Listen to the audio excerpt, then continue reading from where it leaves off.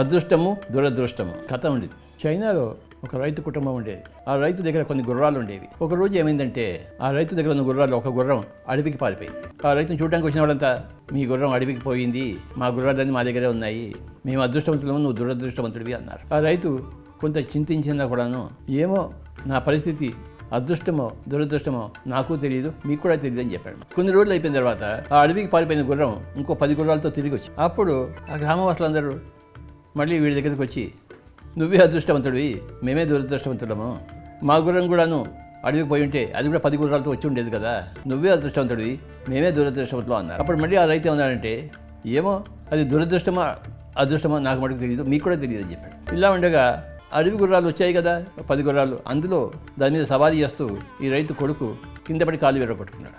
అప్పుడు గ్రామవాసులందరూ మళ్ళీ వచ్చి, నువ్వే దురదృష్టవంతుడివి, మేమే అదృష్టవంతులము, ఒకవేళ మా గుర్రం కూడా అడవికి పోయి 10 గుర్రాలతో తిరిగి వస్తుంటే మా కొడుకులు కూడాను ఆ గుర్రం మీద సవారీ చేసి కాళ్ళు విరగొట్టుకునేవారు, నీ కొడుకే కాళ్ళు విరగొట్టుకున్నాడు, నువ్వే దురదృష్టవంతుడు, మేమే అదృష్టవంతులు అన్నాడు. అప్పుడు మళ్ళీ ఆ రైతు ఏమన్నాడంటే, నిజమే, నా కొడుకు ఆ అడవి గుర్రాల మీద సవారీ చేస్తూ కింద పడి కాళ్ళు అయితే విరగొట్టుకున్నాడు, కానీ అది అదృష్టమో దురదృష్టమో నాకు తెలియదు, మీకు తెలియదు. ఇంకా కొన్ని రోజులకి ఏమైందంటే ఆ రాజ్యంలో గొప్ప యుద్ధం వచ్చింది. రాజుగారు ఏం చేశారంటే అందరికీ చాటింపు వేయించాడు, ఎవరైతే యువకులు అంత బాగా ఉన్నారో వాళ్ళందరూ యుద్ధంలో చేరాలని చెప్పేసి. సో రాజ్య సైనికులంతా ఊరు వచ్చారు, అక్కడ యువకులందరినీ కూడాను పట్టుకుని సైన్యానికి తీసుకెళ్ళిపోయారు. ఈ రైతు యొక్క కొడుకే మిగిలిపోయాడు, ఎందుకంటే వాడు కాలు విరిగిపోయింది కదా, వాడు పనికిరాడు యుద్ధానికి. మిగతా గ్రామ రైతుల కొడుకులందరిని పట్టుకుని వాడు రాజు తీసుకెళ్ళిపోయాడు యుద్ధం కోసం. ఇలా ఉంటుంది కథ. మనకి జీవితంలో ఎదురయ్యే పరిస్థితులు మనకి అదృష్టమో దురదృష్టమో తెలియదు. అనుభవాలు వస్తుంటాయి, అనుభవాలు స్వీకరిస్తూ ఉండాలి. అది ఆ రైతు చేసిన పని. జీవితం అనేది అనేక సంఘటనలు వస్తూనే ఉంటాయి, కాకుండా ఎలా ఉంటాయి. అవి అదృష్టమో దురదృష్టమో చెప్పడానికి ఎవరికి సాధ్యం కాదు.